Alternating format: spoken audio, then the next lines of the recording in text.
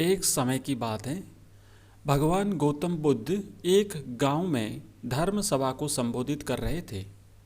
उस गांव के लोग अपनी विभिन्न परेशानियों को लेकर गौतम बुद्ध के पास जाते और उसका हल लेकर के खुशी खुशी वहां से वापस लौटते। उसी गांव में एक गरीब व्यक्ति रहता था जो उन गौतम बुद्ध के शिविर में आने जाने वाले सभी लोगों को ध्यान से देखता था।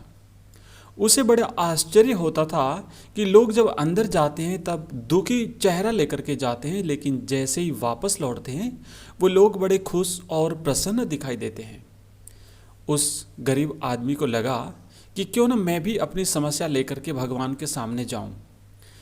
उसके मन में यह विचार आया तो एक दिन वह भी भगवान बुद्ध के शिविर में पहुंचा। वहां उसने देखा कि लोग अपनी अपनी समस्या भगवान को बता रहे हैं। जब उस गरीब व्यक्ति की बारी आई तो उसने सबसे पहले भगवान को प्रणाम किया और अपनी समस्या भगवान के सामने रखी। कहा, भगवान, इस गांव में सभी लोग खुश और समृद्ध हैं, फिर मैं ही क्यों गरीब हूँ। इस पर महात्मा बुद्ध ने मुस्कुराते हुए कहा, तुम गरीब और निर्धन नहीं हो, तुमने मन में ऐसा विचार कर लिया है। इस पर वह गरीब आदमी बड़ा आश्चर्यचकित हुआ और बोला, मैं गरीब हूँ, लेकिन आप मुझे गरीब क्यों नहीं मानते भगवान।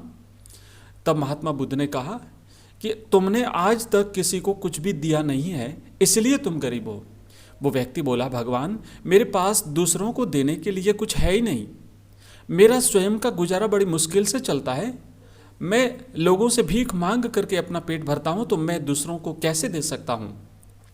भगवान बुद्ध कुछ देर शांत रहे और फिर बोले, तुम बड़े अज्ञानी हो। औरों के साथ बांटने के लिए ईश्वर ने तुम्हें बहुत कुछ दिया है। तुम्हें मुस्कुराहट दी है जिसको तुम लोगों के साथ बांट सकते हो। तुम्हें भगवान ने मुख दिया है जिससे तुम लोगों के साथ दो मीठे शब्द बोल सकते हो, लोगों की प्रशंसा कर सकते हो, लोगों के सामने अपनी भावनाएं व्यक्त कर सकते हो। तुम्हें भगवान ने दो हाथ दिए हैं लोगों की मदद करने के लिए। अगर तुम चाहो तो लोगों की मदद कर सकते हो। ईश्वर ने जिसको ये सारी चीजें दी हैं वो गरीब कैसे हो सकता है। निर्धनता का विचार, गरीबी का विचार आदमी के मन में होता है, ये एक भ्रम है, इसे निकाल देना चाहिए। दोस्तों, वो आदमी संतुष्ट हुआ और पुनः जो है अपने घर लौटा खुशी खुशी। कभी भी मन में निर्धनता का भाव उत्पन्न न होने दे, गरीबी अपने आप दूर हो जाएगी।